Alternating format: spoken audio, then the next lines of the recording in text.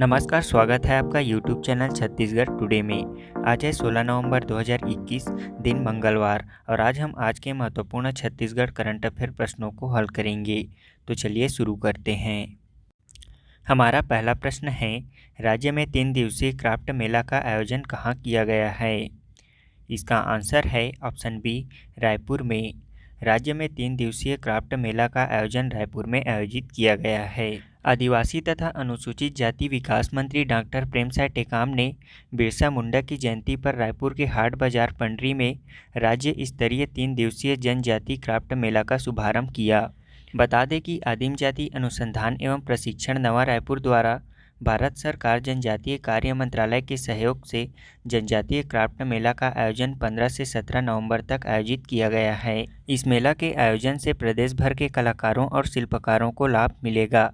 साथ ही छत्तीसगढ़ की पहचान देश विदेशों में पहुंचेगी और प्रदेश को नई पहचान मिलेगी। मेला में प्रदेश के बस्तर से लेकर सरगुजा के कलाकार और शिल्पकार अपने उत्पादों और कला का प्रदर्शन कर रहे हैं। इस मेले में मुख्य रूप से काष्ठ कला, लौह कला, बांस शिल्प, ढोकरा आर्ट, भित्ति चित्र, गोदना आदि के इंस्टॉल प्रदर्शन किए गए हैं। मेले में आने वाले लोगों को इसकी जानकारी दी जा रही है और स्थानीय जन सामान्य भी आदिवासी संस्कृति परंपरा से परिचित हो रहे हैं। अगला प्रश्न है, छत्तीसगढ़ के किस जिले ने अपनी आर्ट कला संस्कृति की पहचान के लिए अपनी एक विशेष तरह का मुहर, लोगो, ट्रेडमार्क बनाया है? इसका आंसर है ऑप्शन बी, बस्तर जिले ने। राज्य के बस्तर जिले की परंपरा, संस्कृति और कलाकृतियों को अपनी लीगल पहचान देने के लिए बस्तर आर्ट का अपना एक लोगो रजिस्टर्ड कराया है।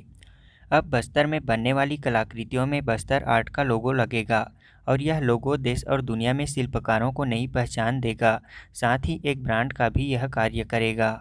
अब बस्तर जिले की आर्ट, कला, संस्कृति, सभ्यता और परंपरा को ट्रेडमार्क से नई पहचान मिलेगी। यहाँ स्थानीय कलाकारों की मेहनत और उनके आर्ट का फायदा बाहर के कारोबारी उठा रहे थे। इसलिए स्थानीय शिल्पकार फाइनेंस, रॉ मटेरियल की कमी और असंगठित होने की वजह से कमाई और पहचान हासिल नहीं हो पा रहा था। ऐसे में शिल्पकारों को पहचान दिलाने के लिए संगठित किया जा रहा है।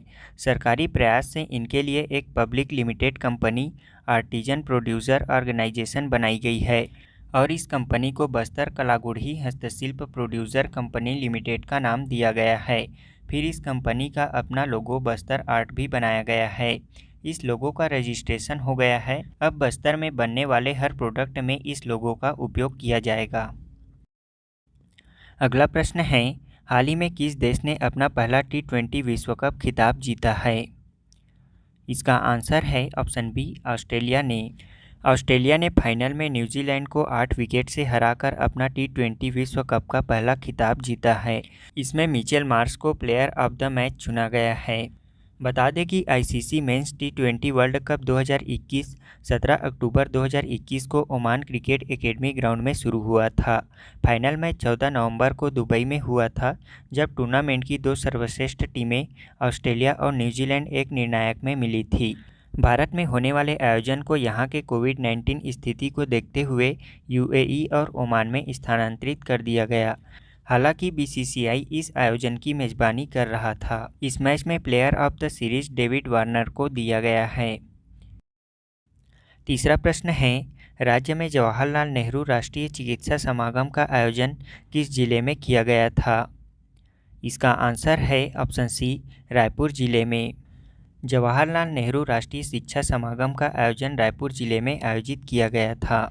मुख्यमंत्री भूपेश बघेल ने भारत के प्रथम प्रधानमंत्री भारत रत्न पंडित जवाहरलाल नेहरू के जन्मदिन बाल दिवस के अवसर पर राजधानी रायपुर के पंडित दीनदयाल उपाध्याय ऑडिटोरियम में जवाहरलाल नेहरू राष्ट्रीय चिकित्सा समागम का उद्घाटन किया। इस समागम को राज्य स्कूल शिक्षा विभाग द्वारा आयोजित किया गया था। मुख्यमंत्री ने इस अवसर पर छत्तीसगढ़ के स्कूली शिक्षा का विजन डॉक्यूमेंट 2030 के तहत 3 महत्वपूर्ण घोषणाएं की है। विजन डॉक्यूमेंट 2030 के तहत स्वामी आत्मानंद अंग्रेजी माध्यम विद्यालय की तर्ज पर गुणवत्ता युक्त शिक्षा प्रदान करने के लिए छत्तीसगढ़ में अंतर्राष्ट्रीय स्तर के मानकों के अनुरूप विद्यालय संचालित किए जाएंगे। दूसरा है 3 वर्ष से अधिक आयु समूह के छोटे बच्चों के लिए बालवाड़ी का संचालन कर उन्हें पूर्व माध्यमिक शिक्षा प्रदान की जाएगी। तीसरा है कक्षा 9वीं से कक्षा 12वीं के विद्यार्थियों को रोजगारोन्मुखी शिक्षा यानी कि 12वीं के साथ साथ ITI शिक्षा प्रदान की जाएगी ताकि बच्चे अपने पढ़ाई के साथ साथ किसी विद्या विशेष में हुनर अर्जित कर सके। इस अवसर पर मुख्यमंत्री भूपेश बघेल ने स्कूल शिक्षा विभाग द्वारा प्रकाशित विजन 2030 पुस्तिका, छत्तीसगढ़ की विभूतियाँ, छत्तीसगढ़ राजगीत के कैलेंडर, स्वामी आत्मानंद अंग्रेजी माध्यम स्कूल और पढ़ई तुहर दुआर योजना का कॉफी टेबल बुक स्कूलिंग और एक्सीलेंस का विमोचन किया। अगला प्रश्न है 2022 में आयोजित संयुक्त राष्ट्र जलवायु परिवर्तन सम्मेलन COP27 की मेजबानी कौन सा देश करेगा? इसका आंसर है ऑप्शन बी, मिस्र। 2022 में आयोजित संयुक्त राष्ट्र जलवायु परिवर्तन पार्टियों का सम्मेलन COP27 की मेजबानी 2022 में मिस्र द्वारा आयोजित किया जाएगा। वहीं COP28 की मेजबानी 2023 में संयुक्त अरब अमीरात UAE द्वारा आयोजित किया जाएगा। हमारा पहला प्रश्न है छत्तीसगढ़ के किस नगर पालिका को स्वच्छता में उत्कृष्ट स्थान हासिल करने पर स्वच्छता सर्वेक्षण 2021 स्टार रेटिंग अवार्ड और सफाई मित्र सुरक्षा चैलेंज अवार्ड प्रदान किया जाएगा? इसका आंसर है ऑप्शन बी, बेमेतरा नगर पालिका को। अगला प्रश्न है छत्तीसगढ़ ने दिव्यांग व्यक्तियों के सशक्तिकरण के लिए कितने श्रेणियों में राष्ट्रीय पुरस्कार प्राप्त किया है? इसका आंसर है ऑप्शन ए, 3 श्रेणियों में। अगला प्रश्न है राष्ट्रपति रामनाथ कोविंद द्वारा राष्ट्रपति भारतीय सेना के जनरल की मानद रैंक से किसे सम्मानित किया गया है? इसका आंसर है ऑप्शन सी, प्रभु राम शर्मा को। हमारा अगला प्रश्न है छत्तीसगढ़ में 12 नवंबर से प्रारंभ सांस अभियान किस बीमारी के जागरूकता से संबंधित है? इसका आंसर है ऑप्शन सी, निमोनिया।